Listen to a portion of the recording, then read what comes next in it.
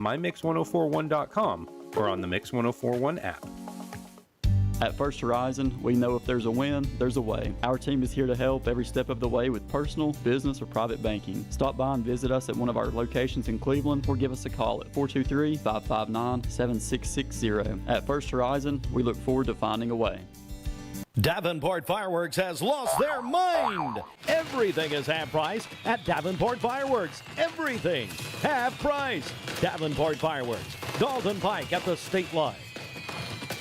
Hey, Andy Morris here. Join me along with my co-host on The Drive, presented by Hardees, weekdays at 5 p.m. on ESPN Cleveland 101.3. Cleveland and Bradley County's local sports show, weekdays at 5 on ESPN Cleveland 101.3. From the Kia of Cleveland Studios, this is ESPN Cleveland 101.3, WCLE HD2 Cleveland, W267BI Cleveland, ESPN Cleveland 101.3.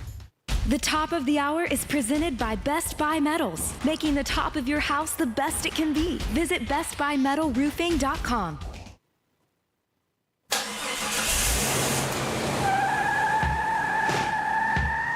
It's time for The Drive on ESPN Cleveland 101.3, presented by Hardees. We will bring you nonstop sports news from the national and local scene and everything in between. So buckle up and join in on the conversation. It's The Drive. Don't take no slap. Got a thirst for killing. Think your mind. Welcome back to The Drive. Andy Morris here along with Dad Gum, Jim Gum in the building, and Slim Money Mason, Jacob Mason over here rocking the Nuga Lookouts jersey. Love that black, sleek-looking Lookouts jersey you got on today. I know. I love me. I love the black jerseys that the Chattanooga Lookouts rock, and then me and Jim were talking. It also has a Raiders vibe to it. It does. It does. Yeah. You know, like we were having a conversation before this started. Like the Raiders have, in my opinion, one of the most iconic jerseys in all of sports. They're just tough, man. They're just mean looking. Yeah. I think Bill Romanowski. Yeah. I think of like Bo Jackson. I remember Kenny Stabler, the Raiders that were just intimidating. Yes. You know, Howie Long, all those guys were so tough. Man, I love the silver and black, though. Yeah, there's an image of Bill Romanowski, just blood running down his face, and he had the way too tight wristbands around his elbows, so the veins are popping out in the forearm. Like, that's what that look is, that color scheme. Big fan of that. And listen, I want to kind of toot my own horn here for a second. I feel like I've set a standard here at the Drive. I come in here rocking my Braves jerseys, my Notre Dame stuff, and apparently I got left off the memo today. Jacob with his Chattanooga Lookouts jersey on. Jim's got his Ohio State Buckeyes polo on. Yep. But I do have a pretty cool baseball shirt on from Baseballism. But you guys are winning today. You're beating me today. What's the best seat in the house? What's the It's a bucket of baseballs. Best seat in the house. Oh, okay. Gotcha. Sitting on the bucket, throwing the BP. Gotcha. Throwing a little underhanded soft toss. Yep. It's good stuff. Yeah, it is good stuff. Brings back memories, man. Anyone that's ever coached youth sports knows. I didn't see it. It was all wrinkled up, but I see it now, yeah. Anyone that's ever coached youth sports has done that a million times. Oh, yeah. Fun stuff, and something I still enjoy doing with my girls. My son every once in a while will, want to go hit, and I'll still throw to him and stuff, but it's a little bit more dangerous now. He's a big boy. They can smack that ball now. That's right. That's right. But yeah, we got a lot to talk about. Friday edition. First of all, want to thank all of our listeners streaming on the ESPN Cleveland app. Listen, if you don't have it, go ahead and download the brand new ESPN Cleveland 101.3 app. Great platform to listen to us live. Lots of other cool features on there as well. And, of course, on Facebook and YouTube, we are streaming. Thanks to Slim Money Mason getting that set up over here for us today. But before we dive in too deep, I do want to give a special shout-out to Ryan Felton. Tough day for the Felton family today. He lost his mother about a week ago at this point, and him and his dad, Rudy, a lot of people know Rudy, just a long-time educator in Bradley County schools and a great family. So keep them in your thoughts and prayers. We love them, love what Ryan does for our show, and I'm glad to have established a friendship here with Ryan through the radio station. Absolutely. And just good people, so definitely want to bring that up. Yeah, he was a very, very humble guy. He really is, and even when his mother was going through everything that she was going through, he was always on top of everything when it came to the drive and anything to do with ESPN Cleveland and all three stations here. So he was on top of everything, but just a super guy. And he was extremely, you can tell he was very, very close to his mom. He was a mama's boy. Hey, and who isn't? Same here. Same here. I am too. You know, I would. Well, I say I was. Listen, Jacob is too. I've witnessed it firsthand. Without Kelly Mason, I don't know what would be going on with this young man. I know his mom and dad. I know your mom and dad too. So I know both these guys, their moms and dads. And boy, I tell you what, do not, if you're out there, do not take your parents for granted. Absolutely. They're not always going to be here. So if you got anything that's kind of a rift or something, get it. Yeah, figure it out. Figure it out. We talked about that with Aaron Rodgers and his family the other day. But listen, Kelly Mason, she's not afraid to jerk a knot in Jacob Mason's tail. I tell you that right now. Not at all. Love it, man. I love it. I'm here for it. I hope she's listening. She's the goat. I honestly, like I love my mom, but I'm telling you, she is the first person to call my butt to the table. So like, you got to respect it. You got to, if you're gonna deal with me, you got to be able to call me out every once in a while. Listen, I'm debating if I should tell this story on air right now. No, dude, I don't know it. Don't do it. So, well, it involves you and I both, but she's got that mama in her for sure because there I'm not going to get too deep in the story, but of course Jacob and I for a few years worked together at Ocoee Middle School, and there was a day the Braves might have been playing in the playoffs, day game. Oh, who does that when people got to work? You're putting their team on during the day. Well, she might have had to have told us to do our jobs and quit watching a Braves game. I'm just going to leave it at that. But it was a big series, man. I'm pretty sure it was like the NLCS or something. Yeah, like it was a big one. Yeah. Y'all gonna love this. I grew up. This is crazy stuff. 1971 was the very first night game in World Series history. The first night game in playoff history was 1975. I remember going to school, baseball games, playoff games. They would roll a TV in, and the whole class would watch a Major League Baseball playoff game. I remember that. I love that Jim, era. I did. We were doing math. We were doing launch angles. We were doing all kinds of launch stuff. angles. Yeah, I'm telling you, we were to do batting averages. That's a math. That's math. We were locked in, and we were educating students on lots of great educational things. I think it should be required. A subject of how to keep score in a scorebook. Yeah. Because, listen, that's a pet peeve of mine. I was an umpire, okay? And we'd have a scorekeeper up there. And there'd be a little, somebody like mess up, like, hey, the batting order's messed up. I'd go up there and I'm like, what is this? They don't even know what they're doing. I'm like, did y'all not get trained how to do a scorebook for crying out loud? It's kind of like, do you guys know how to keep score in bowling without the automatic scorer? Ooh. No. I've done it before. You need to learn. I've done it before, but now that it does it on its for own? you, like I've not messed with it in years since they've started the computer system. But I can remember it's basically a strike. A strike is 10 plus the next two balls. Yeah. A spare is 10 plus the next ball. That's how you keep score. And then in the 10th frame, it's just it's normal scoring there in the final frame. But or you could score it the same way Jacob does this golf game, and he gives himself a few strokes. Hey, some gimmies.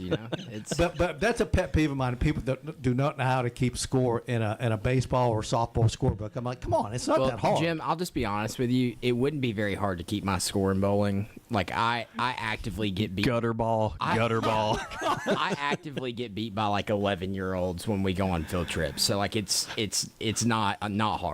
It's one of those things that like I love bowling, but then I get there and I absolutely hate it because I can't be successful at it.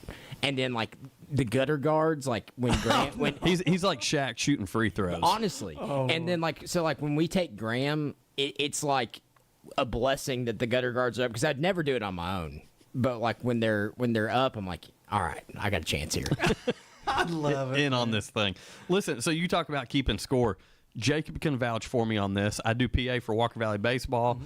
We did some radio stuff for high school baseball this year. I keep a running score sheet when I do it because I'm able to quickly reference, hey, this kid did this in the first inning. Absolutely. And I'm so glad that it's something that I learned how to do and still taking advantage of being able to do it today. I love scoring a game. There's times where at home I'm like, I could go get my score sheets watching this Braves game and do that and score it, but I don't. But I need to one day. When I go to a Major League Baseball game and I buy the scorebook, I'll keep score. I actually will keep score during the game. And when I was a kid, when I was like 12, 13 years old, I would watch a baseball game and I would actually handwrite the score line, and I'd actually do it watching it on TV. I would do that. Yeah, I watched a video. Actually, it's funny that we're talking about this. I watched it last night, and a guy has introduced baseball to his friend and like made his friend pick a team, and they run a podcast together, and he's really liked it. And he's like, the next thing you got to do is you got to learn how to keep score. And he's like, why would I learn how to keep score? And so they're having the conversation that we're having right now.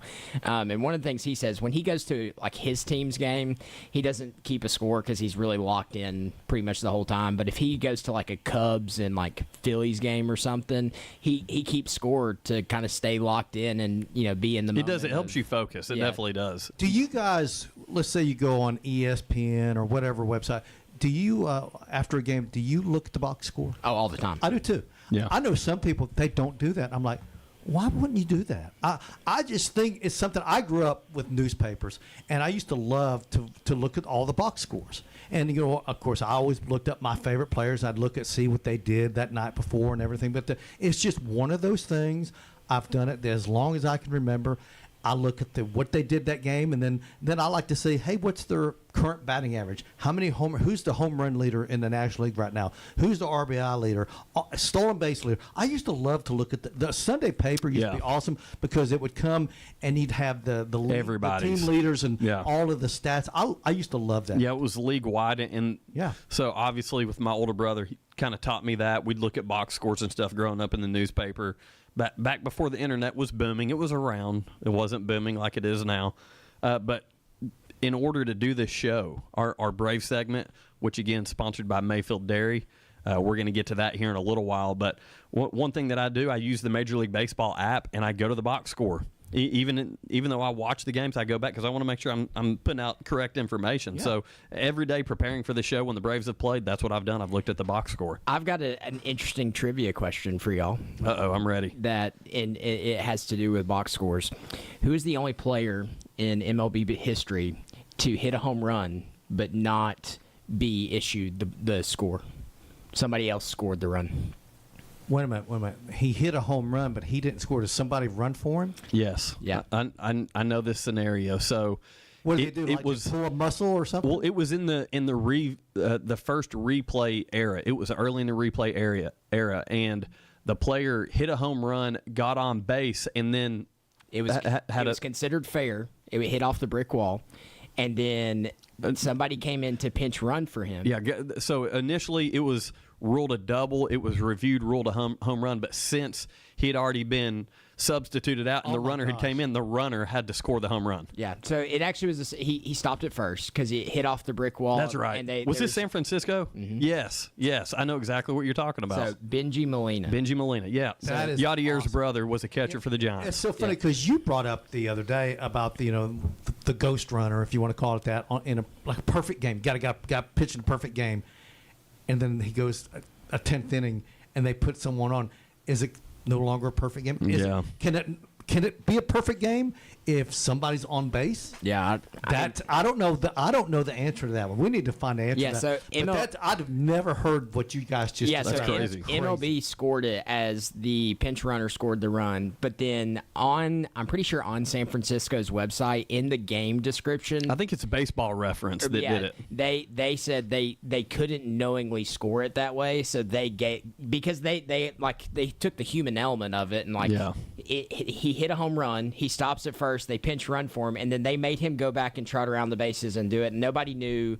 Like, everybody was in confusion of how this is actually going to work. Now, I think since then, in replay, they've made a change. I want to look this up. I think they've made a change to that rule. So if it's in replay and then they reverse a call, then that substitution doesn't have to take place because you don't need the base runner. Well, and I wonder if the clock was established because you have isn't it 15 seconds to determine whether you want to challenge something or not? Right. And so I wonder if that also cut down on mistakes like that. I don't know. Hey, here's a good one. You ever heard of a guy? His name is Joel Youngblood. He played for the Mets in the '80s. Okay, here's a good one. he played in a game, and I can't remember who they were playing.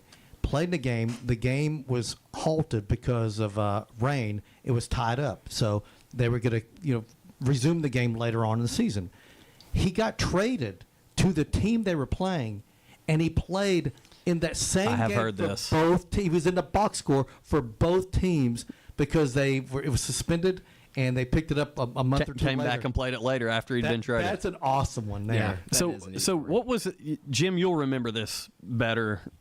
So the George Brett Pine Tar game. Right. So they made the ruling that George Brett comes out and freaks out, Yeah, and they're playing the Yankees. Billy Martin was the manager Yes. of the Yankees. Yeah. And so they ended up resuming that game because they weren't able to finish it That's because right. all chaos broke out. So they ended up resuming that game. I think it was something like a month later. Yep. And as soon as they started, Billy Martin had already planned to challenge over. That he'd missed the bases. Yes. But Yeah. then the umpires that called the game originally had signed an affidavit saying, yes, they did see him, and Yeah. that was used because he was trying to sneakily say, well, how do you know he touched you? You didn't because it see was a month ago. Yeah, you didn't and it was see a different umpire crew. Yeah, it was a different umpire crew. Yeah. They finished the game. In fact, there was like 1,000 people showed up to watch a half an inning. Yeah. Because the Royals scored. That counted. The Yankees had the bottom bat in the bottom of the ninth, and obviously they got I think it was a 1, 2, 3. That's just how petty Billy Martin. Listen, I love hearing Billy Martin stories. There's a funny one about him and Mickey Mantle going out hunting, going on this guy's property. Have you heard this one? I've heard a lot of those Billy Martin, Mickey Mantle, and Whitey Ford stories. Yeah. So, but anyway, Billy Martin was so petty that he said, "Well, this is a different umpiring crew. I'm going to challenge that he didn't touch first, and how are they going to know?" And they, knowing that Billy Martin was managing that game, as you said, they had that affidavit and they came prepared. Yep. But that's just how petty he was. But there's a funny story. Mickey Mantle and Billy Martin go to this guy's property to go hunting. And Mickey Mantle says, "Hey, I know this guy. He's cool. I just got to go in here and talk to him, and he'll let us hunt his land." So Mickey Mantle goes to the door. Billy Martin sitting in the truck. And the guy says, well, yeah, but listen, I've got this donkey that's on its deathbed. And if you could do me a favor, he said, I don't have it in me. Could you put down the donkey for me? He said, if I did it, it'd break my heart, and it would be terrible for my kids. So Mickey Mantle says, yeah, sure, man, I'll take care of it. Thanks. Of course, you're letting us hunt your property. So he goes up to the barn, and on his way, he stops at the truck, and he says, Hey, Billy, and again, this is Mickey Mantle speaking. He says, Billy, this jerk's not going to let us hunt. I'm going to go kill his mule. No. So Mickey Mantle goes up to the barn and shoots this mule or this donkey and kills it. And he said he's like getting ready to move it because the guy doesn't want his kids to see that Mickey Mantle killed their mule. Well, Mickey Mantle hears a gunshot, and he turns around and walks out of the barn. And Billy Martin says, "Don't worry, I got 2 of his cows." Oh my God. So Mickey Mantle had to tell him, like, dude, I was just messing with you. And Billy Martin killed 2 of the guy's cows. That is awesome. You know what? That is a class. I've never heard. Oh, that it's one. so good. Mickey Mantle, there's some good stories that he's put out there that are still on social media today, and that is one of the funniest ones I've ever heard. Oh, that is classic, man.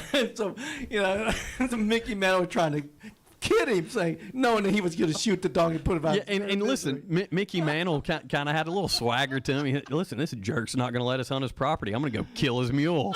And Billy Martin's thinking, he goes, and I think you even said, Billy goes, "Are you serious? Come on, man, don't do that." And as soon as he pulled the trigger, Billy Martin was on board and did the same thing. I'll one up you. Yeah. Oh my Hey, that's God. ride or die though.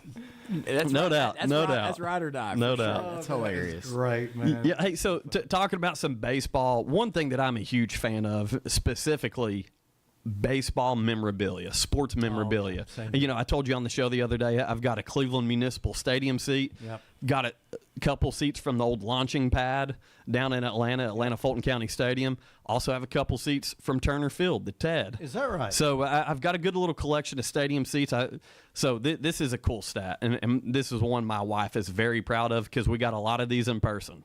We have over 600 autographed baseballs. Oh, my gosh. And we got a lot of them in person down in Florida at spring training, some in Atlanta, some in Cincinnati when we had taken trips there. And so very proud of our baseball memorabilia collection. Got some really cool stuff. But did you hear about the Michael Jordan rookie card? I heard about it, yeah. And do you have the pocketbook for this, Jim? Not An autographed Jordan rookie card sold for $2.5 million. Nothing in my collection is remotely close to that.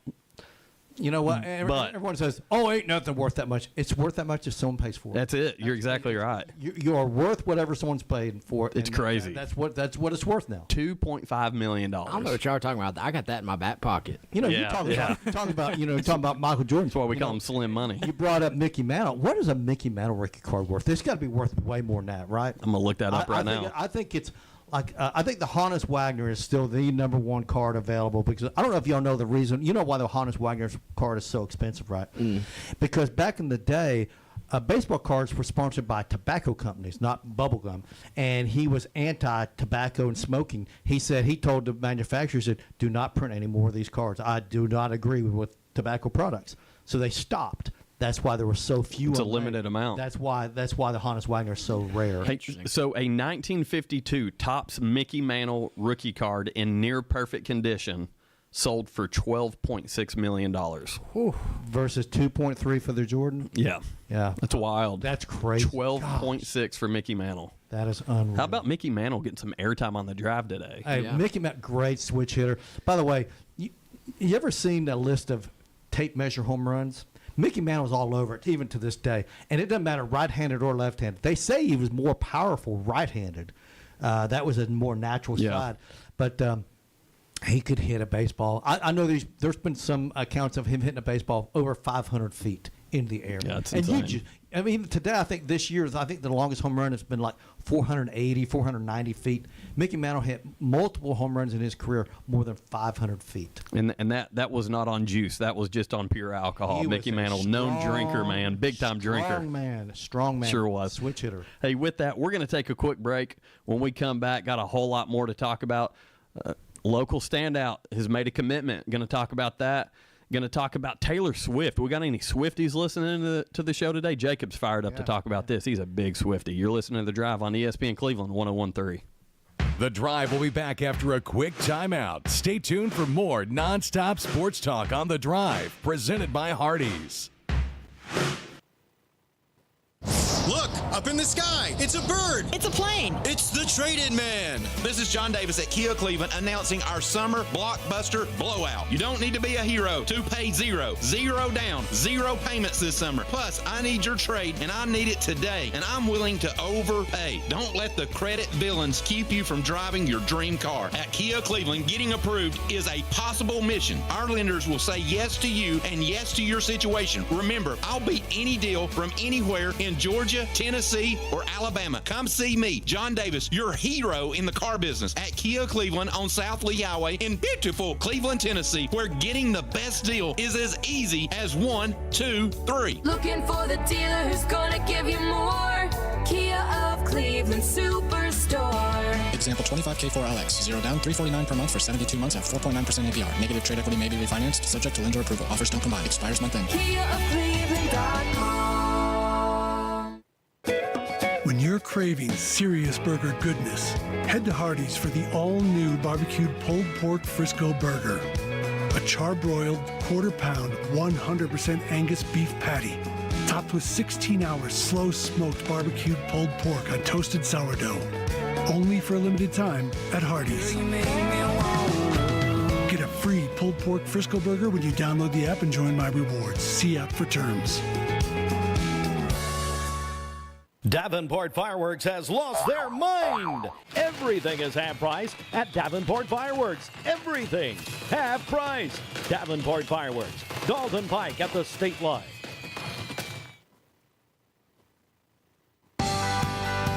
Need cash? Check. Behind on bills? Check.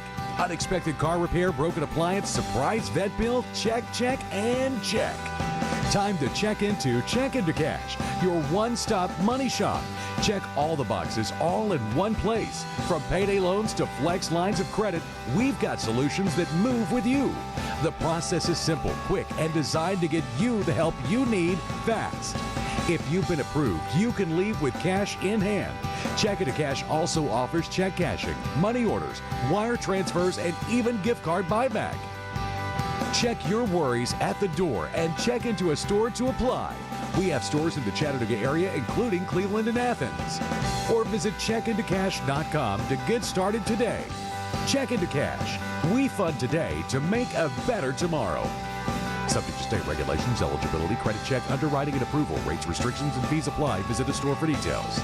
Davenport Fireworks has lost their mind. Everything is half price at Davenport Fireworks. Everything half price. Davenport Fireworks. Dalton Pike at the state line. Welcome back to The Drive, presented by Hardees. Join the conversation. Text 423-749-1013. You can also listen anywhere on our website, ESPNCleveland1013.com.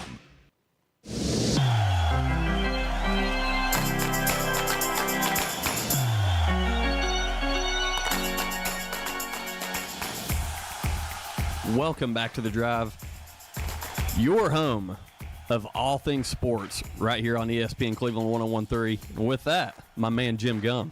Yeah, we've got some tickets to give away. If you want to go see the Lookouts play Pensacola, the Blue Wahoos, we've got tickets for tomorrow night's game. That's Saturday at 7:15 and Sunday at 2:15. All you got to do is text the text line at 423-749-1013. Text Lookouts tickets giveaway and your name, and specify, do you want the Saturday game or the Sunday games? And we've got 4 tickets to each game. So that's and listen, if you're one of those people, maybe both. We pick a winner for one, and you're the other one. That will give you another day. Yeah, so you got an opportunity to go see the Lookouts on Saturday night and Sunday afternoon against the Pensacola Blue Wahoos. Yeah, give me a Wahoo, Jim. The Wahoo! Jim getting into it over here. I got to get him fired up every once in a while.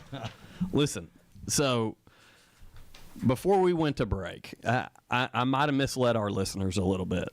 I said Jacob Mason is a big Swiftie. That could not be further from the truth. Not so much of a Taylor Swift fan, are you, Jacob? Not anymore. Not anymore. So, here's the thing. I love my wife, and she supports me and all of my crazy football, baseball, all that stuff. So I've been to a Taylor Swift concert, and it was a good concert. But when she entered the NFL space, I just could not. And especially when it was the Kansas City. She crossed a line. It was too much. And when it was the Kansas City Chiefs of all teams, I just your can't. hated rival. I can't. I cannot with that. It just drives me insane. And so I was telling y'all, we were talking about teams that we just despise. And, the Florida Gators is on that list for me. And then Kansas City is also on that list for me. My wife, on Super Bowl Sunday, her and her friends, who are all Swifties, wore a shirt that said "Go Taylor's Boyfriend" and had a football with the number 87 on it. And I love my wife. That's the most disgusted I think I've ever been in my entire life. I said I can't do this. I can't look at you. Right now. I can't see this. You're like fly Eagles fly all day. Golly, bum, it was awful. Awful. And that they did fly. Super Bowl champion Philadelphia Eagles. By the way, I can one-up you on the Taylor Swift concert. Jim Gum, have gone to see she was known as Hannah Montana. Oh, I went to a Hannah Montana concert down in Birmingham with my little girl. Wow. Sure did. Yeah, Miley Cyrus. But I'm going to tell y'all something. I don't think I've ever heard more screeching noises in my life. It's deafening. All the girls were, probably 10 to 13 years old. But I'll tell you this much: she puts on a heck of a concert. She really did. Hey, this is when she was really young and a little bit more innocent than she is these days. You heard it here first. Jim Gum, Buckeye, and Hannah Montana fan. No doubt about it. Yeah. Listen, so the whole thing with Taylor Swift, the reason we're talking about Taylor Swift, she made an appearance at Tight End U and did a little performance there. Honestly, pretty good, pretty it kind of reminded me of classic original country music Taylor Swift. So Anyone I loved her back then. Yeah, so anyone that knows me, knows my family, my son, my wife, my daughters, they love country music. Big fan of country music. Went up to Knoxville, Morgan Wallen, a little different experience for me. We've talked about that on this show. You know, not a big volunteer guy. Got a little flack for that up there, not wearing any Tennessee stuff, because apparently it was a Tennessee football game and not a Morgan Wallen concert. Anyway, moving on from that. Taylor Swift kind of abandoned country music. So a lot of country music people, like diehard country music people, have a little bitterness toward Taylor Swift. So to see her kind of re-embrace that, so much so that there is a famous mural up in Knoxville with all these famous country musicians, and she was on it. And they painted over her with Brad Paisley. They put Brad Paisley over. Brad Paisley's pretty good. Listen, one of the best. Yeah. But so anyway, as Jacob said, Taylor Swift, I feel like stole a lot of the spotlight from what the focus was last year in NFL football, in the game itself, because it seemed like every 10 seconds they were putting the camera on her. Now, there's some people that would argue that it was good publicity for not just her, but for the game itself. It was bringing a group of fans, mostly typically wouldn't watch football. Mostly young women, to watch a Kansas City Chiefs game, to see, hey, how many times are we going to see Taylor Swift? But it got to a point to where it was week after week after week. And listen, I got a buddy, he's going to remain nameless, huge Swiftie, like legit. He jams to some T Swift. This is an adult man I'm talking about. And I know he's listening right now, so he's probably laughing. He's probably laughing. Tough dude, but he likes some T Swift. So, like, not everyone has the same opinion, obviously, that Jacob and I do. I'm on the same page. T Swift got to be a little too much for me last year. That's interesting. Now, obviously, I'm not a Taylor Swift fan. In fact, I'll tell you right now, my favorite music in the entire world is played on our sister station over here. Oldies, baby. Cleveland Oldies, man. By the way, anyone out there that has not listened to Cleveland Oldies 99.1, please do us all a favor and tune it in. I will promise you, if you got a little gray hair, or maybe like me with very little hair, you'll like it. It's good stuff. I love man. it. I think we've got the best music in the world playing on Cleveland Oldies. But I just can't imagine a guy being a Taylor Swift fan. That just seems so unmanly. Is that okay to say that? I shouldn't be. Maybe I shouldn't be saying that. It's not a masculine thing, some might say. I didn't know that existed. I thought all of her fans were females. I really did, but apparently not. Yeah, shout out new head Walker Valley Wrestling coach Adam Raines. Anyway, so listen, just moving on from that, I'm definitely going to clip that and send it to him, by the way. Oh, no. But big-time commitment going on. I believe it was yesterday announced All-State defensive lineman A.J. Westfield, who had transferred from Cleveland to Bradley back in May, announces his commitment to Tulane. And listen, Tulane is big-time football now. Oh, yeah. That's big-time football down there. They're when it comes to the world of college football, now me and Jacob might argue about this. I don't know, but Tulane is relevant. They're in that upper echelon now of college football. They won a Cotton Bowl with it 3 or 4 years ago. Yeah. They beat USC. Boy, but you love that one. Yeah, I loved it. USC had a huge lead in that game, and they blew it in the fourth quarter. And Tulane won that game by 1 point. But that's a nice school. They've got a good football program down there, so good for him. Yeah. And one thing I didn't realize about Tulane, like they're in the heart of New Orleans. Like I knew that they were around there, but I didn't realize they, like, going back, was it a Tulane Stadium where they played the Sugar Bowl back in the day? That's right. And it sat 80,000 seats back then. What was the big hurricane? Was it Katrina? Katrina. Yeah. So I do recall them being replaced. They had to travel north back during that and play their game somewhere else. I forget where it was. Yeah. Because their whole campus, their stadium, and upon further investigating by myself, they're literally like in the heart of New Orleans. So, what a great opportunity for him to go to a new place, neat place, eventful place, and play some big time D1 football. It's pretty cool. Yeah, I know. Me and you, when we were calling the Walker Valley Cleveland game, like I said it multiple times on the broadcast. He's easily the most talented guy in our area. What he's able to do both on the offense and defensive side of the ball. As a defensive lineman, when he wants you to move, like, you're getting out of the way. Yeah, you're talking about a kid who, obviously, all-state D lineman, was taking some snaps at quarterback in certain situations. Well, that's the kind of athlete he is. The Westfield family has a history of great athletes, okay? So he's part of a really athletic family. So good for AJ, man. I love to see him playing at a D1 school, and I think it's exciting. Now, obviously he's transferred from Cleveland to Bradley. Some people were not happy about that, but you know what? I root for all the kids that play Walker Valley, Cleveland, Bradley. Doesn't matter to me personally, but I'm happy for him. Hey, listen, we're quickly approaching the fall, quickly approaching high school football season. Things are about to get real quick around here with high school football and our coverage.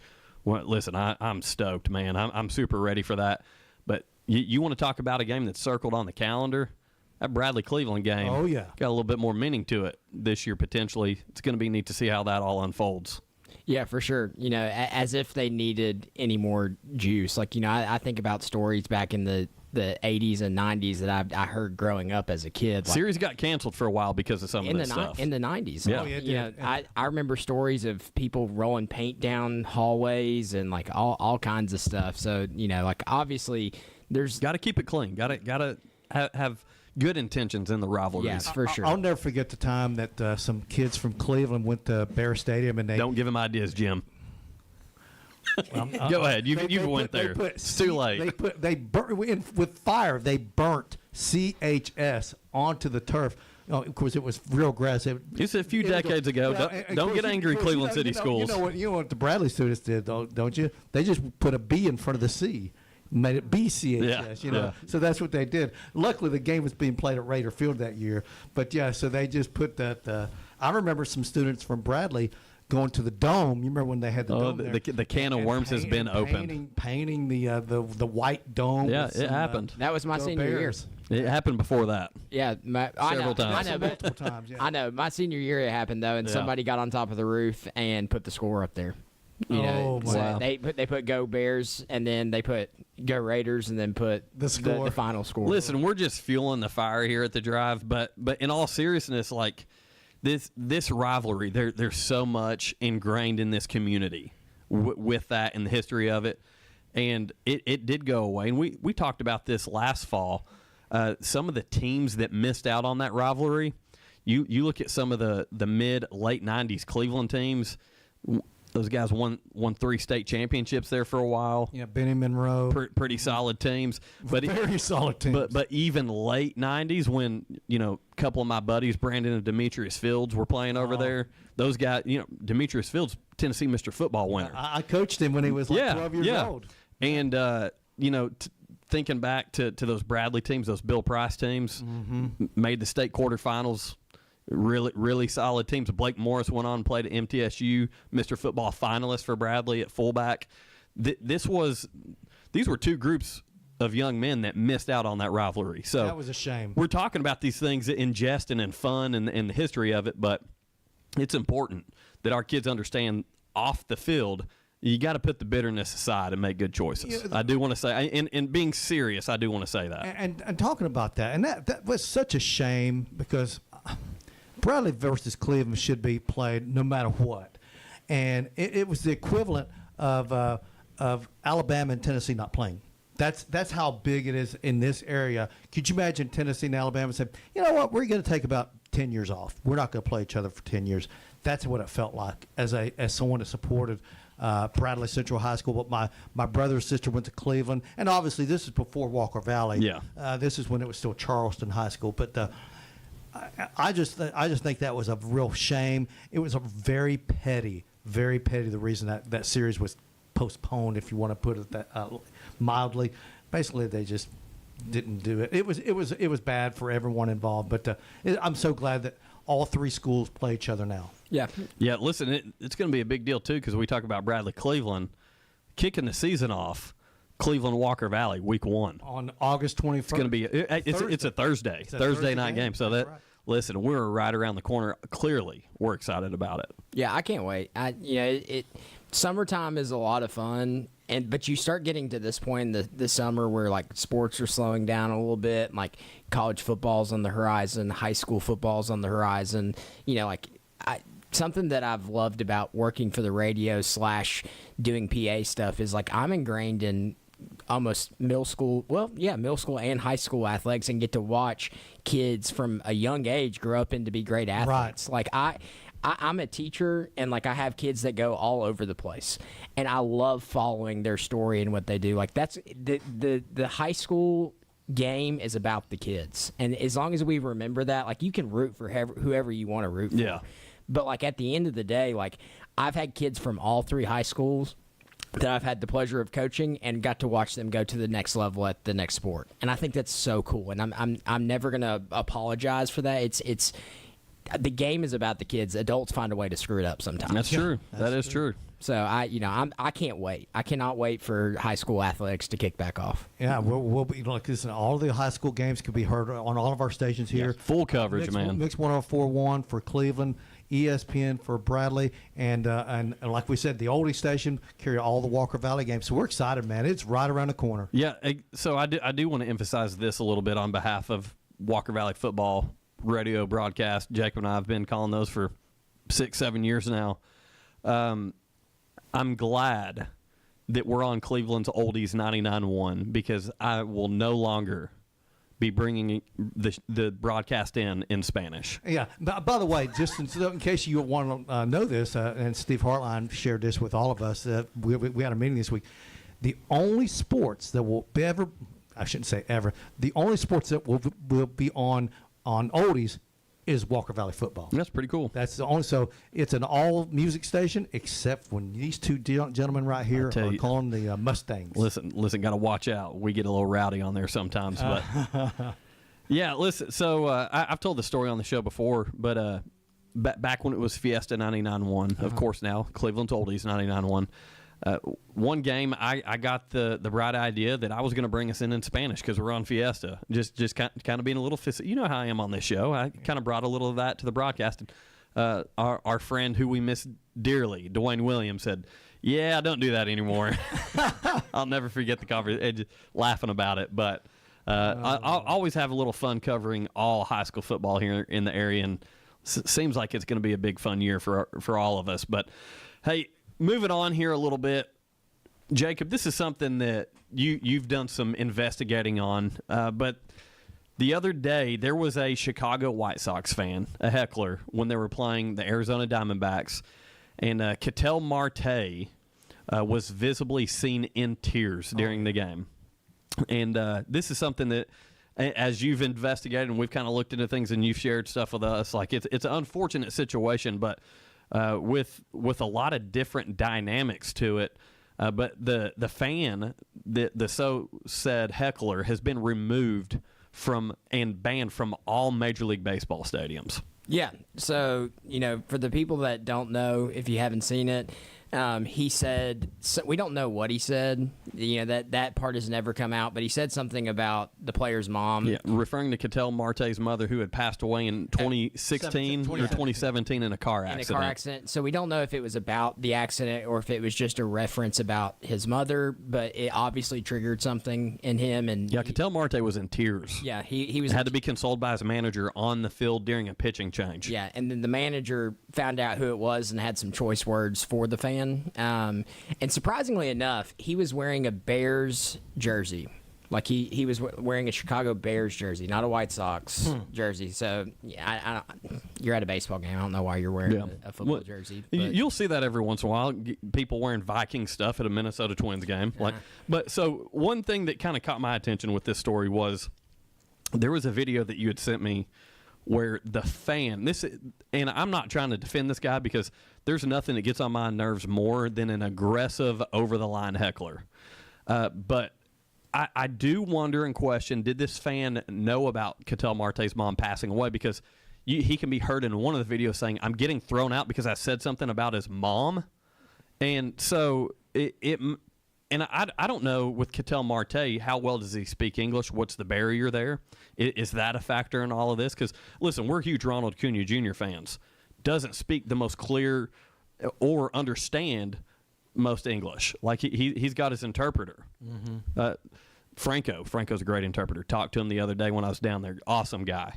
And so there's a lot of different dynamics to this, but where do you guys stand on, like, where's the line drawn in sports with heckling and fans? Where do they cross that line? So, have you ever seen the videos of the dude in San Francisco that sits out in the back and like he says "you stud" after saying something like kind of funny that he does, and then when another fan comes out, he says, "I bet you stand in front of the cash register to scratch off your lottery tickets, you bum." Like, to me, those are funny heckles. Those are not like anything that kind of wholesome. Yeah, they're not pointed. I think the line is Philadelphia. Philadelphia is my line. Like those players, like the Philadelphia fans are like too much for me. I'm one of these, and I'm different than most people. I'll cheer my team, but I don't boo the opponent. I've never been a booer, and I don't boo my own team. I'm just quiet whenever something's happened that I don't like. I've been around people that will boo the home team because they're upset, but he fumbled the ball. Boo, you bum. I've never been one of those guys.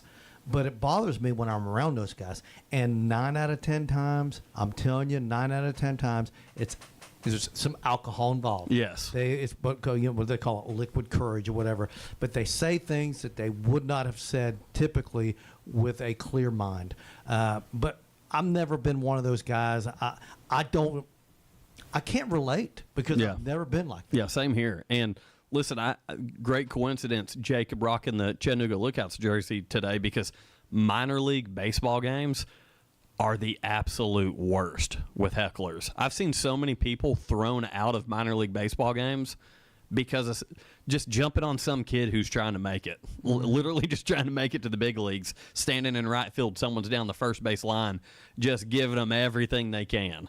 And that's one of those things, like, I'm all for the like Texas A&M, when they're playing at home college baseball and the opposing pitcher can't throw a strike, they're letting them know. They're chanting it, ball five, yeah. and they don't stop, and it gets louder and louder the more lack of control that pitcher shows. And like, I'm all for that. Like, that's gamesmanship as far as I'm concerned, and that's fans having a good effect on as a home crowd. What I don't like are individual attacks. Right. So what do you feel about fans standing over the bullpen? That's the way they've positioned bullpens these days. It's like Target. They've literally given fans an advantage now. Yeah. Well, right over top of them, and they can yell down at them easily. And so at Truist Park, that was part of the design. They designed the Braves bullpen to where they could focus. If you pay attention out there, they've got a big wall there. The fans aren't really able to see down into it without leaning over and really breaking their necks to look into the bullpen. So the Braves bullpen is isolated, protected. Yeah. Great word, isolated. And then when you look at the visiting bullpen, I mean, the fans, it was designed so you had to see those flash bulbs when they're doing the electric chop. You had to hear the noise from the home run porch because they're right there on top of you. I love that aspect, but at the same time, if you cross a line and you run your mouth too much, security should come down, nab you out of your seat, and send you out of the stadium. I'm all for that, and I think there's a human element. Like, I get these guys are professionals, but there's a human element where you don't cross the line. But, hey, listen, we're going to take a quick break. When we come back, all Atlanta Braves for the home stretch. The Drive will be back after a quick timeout. Stay tuned for more nonstop sports talk on The Drive, presented by Hardees. Hip or knee pain holding you back? There's a new reason to feel hopeful. Dr. Andrew Carlone is now part of the team at Center for Sports Medicine and Orthopedics in Cleveland. He brings advanced training in total hip and knee replacement, including minimally invasive techniques that get you back on your feet faster. Let Cleveland's orthopedic experts help you live your best life. Call 423-624-2696 or go to sportmed.com to book your visit now. Davenport Fireworks has lost their mind. Everything is half price at Davenport Fireworks. Everything half price. Davenport Fireworks, Dalton Pike at the state line.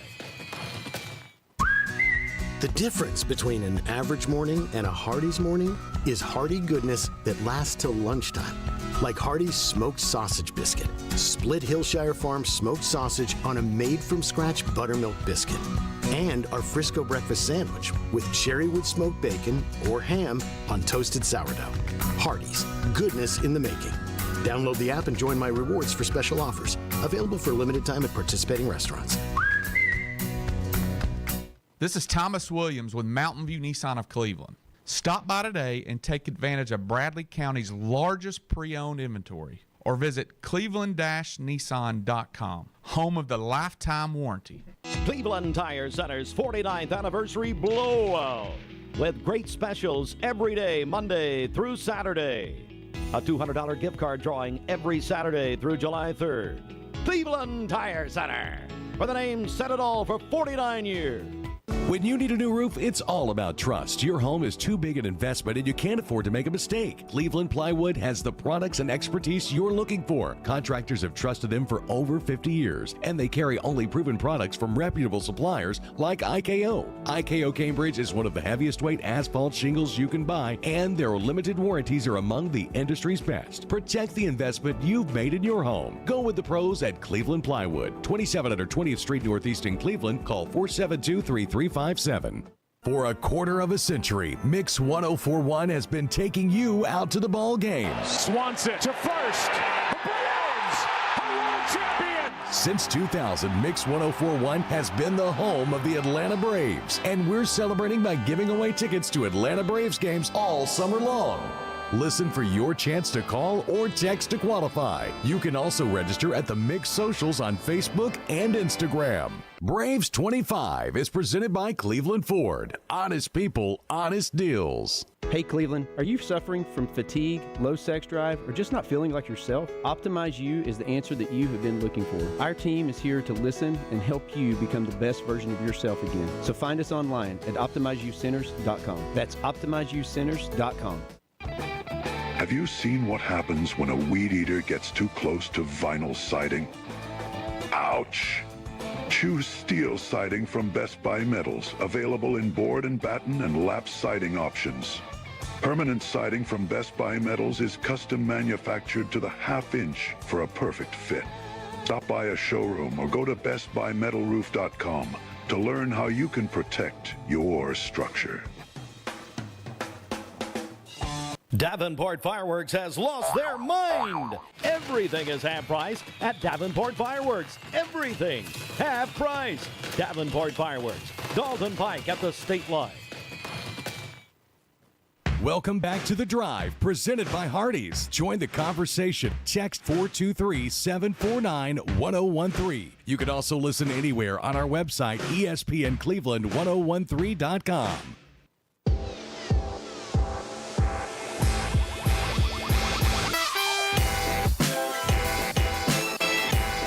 Turn your freezer into your own personal ice cream shop with Mayfield Dairy's latest product, the Sunday Delights Ice Cream Cups, now available in 5 flavors: peanut butter candy pieces, cookies and cream, original chocolate fudge, original caramel, and original fudge. Find out more at MayfieldDairy.com. And with that, our guy Dad Gum has another giveaway for you. Yeah, we do. This is sponsored by Alon Planning Partners, by the way. This is the Summer of Fun at Lake Winnipesaukee. All you got to do is text 423-749-1013 and say that this is for the Summer of Fun. We're giving away 2 tickets to Lake Winnipesaukee, and you can use those tickets whenever, I guess. Yeah, include your name and Summer of Fun. Yeah, right, include your name. Yeah, please include your name so we know who the heck to give these to. But again, 743-749-1013. Summer of Fun at Lake Winnipesaukee. And with that, once again, shout out to Mayfield Dairy and their big-time presence with Atlanta Braves baseball here on The Drive. The Braves split the 4-game series with the Mets, winning the first 2 games of the series and dropping the last 2. Last night, Game 4, Braves fell 4-0. Atlanta has won 5 of 7 games against the Mets this season, which is a great stat. Unfortunately, it would have been nice to steal one of those last 2 games. We figured the Didi or Fuentes start would be one that we would kind of it's kind of a gimme for the Mets to get that one. But with Grant Holmes on the mound last night, definitely thought things would be a little bit better. But again, we've seen this throughout the season. The offense went cold, and Grant Holmes, 5 innings, 6 hits, 2 runs, 3 walks, 6 strikeouts. So not a terrible performance. But when the offense isn't doing a whole lot for you, you're not going to win ball games. And one of the small silver linings in that game, Matt Olson last night extended his on-base streak to 27 games. That leads Major League Baseball. And that hit came in the 9th inning. So he barely got that in there. And Acuna's ended, by the way. He was at 21 games on base.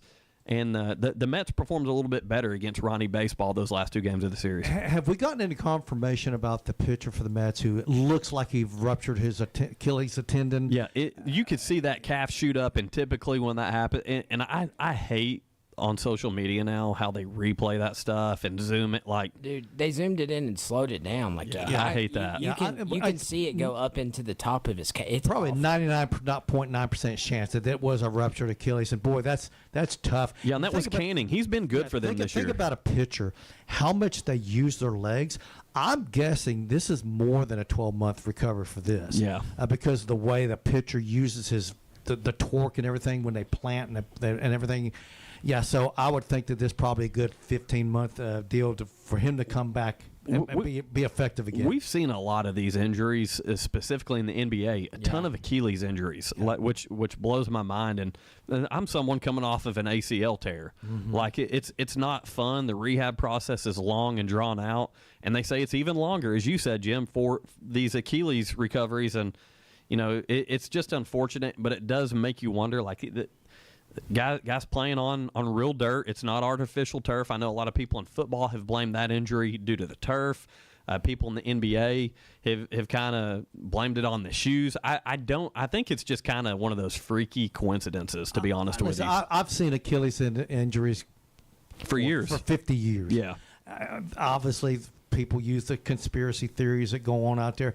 I just think it's just one of those freaky things. It just happens. Yeah. Hey, Snit in his postgame interview said nobody's happy right now. It's not good. We need to go 7-0, quite honestly, referring to the matchups with the New York Mets. He said we needed to go 7-0, quite honestly. We're trying to dig out of a hole, and we're trying to catch people, and we've got to win every series we play. Don't disagree with that.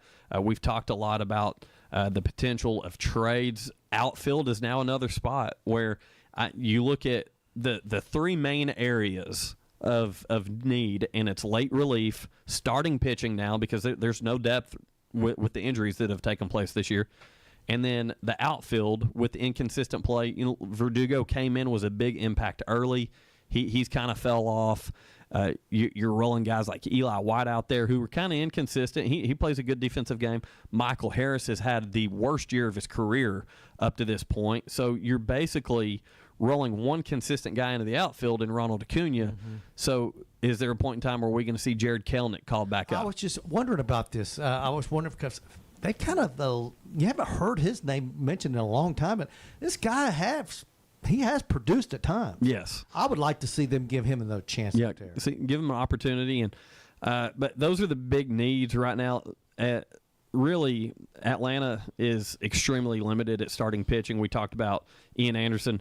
Jim and I disagreed on Charlie Morton yesterday. I think he'd be a quick fix. Jim says we got to move on from him. I right? think he's his better years of several years behind him. I don't think there's anything left in the tank with us. Yeah, with him. And then it was reported yesterday by Buster Olney of ESPN that Ozuna trade rumors have been kicked around a little bit. So that's something going around. It's going to be very interesting to see how this all plans out. One guy that I do want to talk about, pitching-wise, that could help us, and we've seen him come out of the bullpen at the Major League level for the Braves, but right-handed pitcher Jackson Stevens has been starting for the Gwinnett Stripers and has been extremely dominant in his last 2 starts. Collectively, he's went 9 innings, allowed 1 hit, no runs, 3 walks, and 12 strikeouts. He's a guy that has that major league experience, so you're not rolling Didi or Fuentes, who's 20-year-old baby, essentially, and you're bringing a guy, Jackson Stevens, saying, hey, go eat some innings for us. I think that's a temporary fix, not long-term, but almost to the point of something you need to do right now. Yeah, I can't get over how big this Philly series feels either, depending on what direction we go, how aggressive we are in the trade market. I think this Philly series is big. Yeah, Mets and Phillies keep, taking turns at the top of the division, going back and forth, especially with the Braves beating up on the Mets over the past few days. But Braves tonight, currently Atlanta 37-43 on the year, 3rd in the National League East, 10 games back in the East, 7 games back in the wild card. They're taking on, as you said, Jacob, another huge series back in the A tonight, hosting the second place Philadelphia Phillies, who are 47-34, second in the East, and half a game out of first place. First pitch 7:15. Bryce Elder on the mound for the Braves. He's 2-4 with a 4.77 ERA. He's taken on Mick Abel, who's 2-1 with a 3.47 ERA. Again, that game will be on Mix 104.1 and pre and post game right here on ESPN Cleveland 101.3, presented by Mountain View Nissan of Cleveland. Hey, what about Profar? When is he supposed to come back? I know that he's not going to be eligible if they do make postseason. Yes. When is he? I know he's been doing pretty good in his rehab. Yeah, thing. he showed up with a boom down there in the minors, but he is due back July 2nd, so he will be able to help you in the outfield leading up to the postseason. But if you have any chance, So that's on Wednesday. Yeah, you have any chance and make the postseason, you lose him, and so that's another unfortunate thing. He's put the Braves in a position of where instead of being able to address some starting pitching or some back end bullpen, now you got to address starting pitching, or excuse me, now you've got to address outfield because of that positive steroid test at the beginning. It would be a different dynamic if he's in that outfield consistently. So. Not very happy with Jurickson Profar. No, but I mean, at least between, I guess, on Wednesday and to the end of the season, needs to be lights out and do his job. He needs to really show up and, like you said, do his job and help lead them to the postseason. Obviously, he's ineligible once the postseason begins. But, I mean, so that is one piece that you got to look at in the back of your mind that, hey, he can help us those last 80 games of the season. Yeah, but do you use him consistently? I do. I think you do. You do whatever you can to get the wins at this point, and he owes that to the organization. He owes that to the fans. I think he's got to show up in a big way. So does that put you in a better place when postseason hits, though?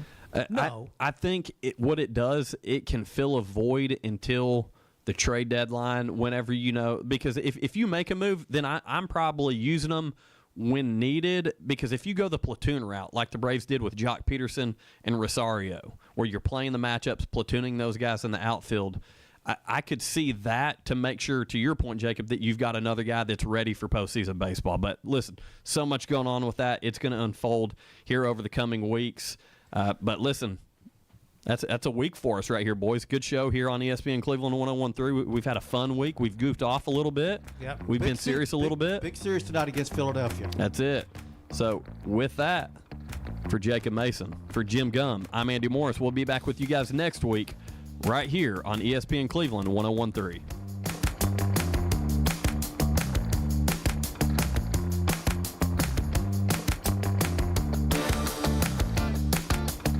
It's time for a Don Ledford of Cleveland traffic update on ESPN Cleveland 101.3. Don Ledford Chevrolet Buick GMC, located on North Lee Highway in Cleveland. Or visit donledford.com for details. Don Ledford, where we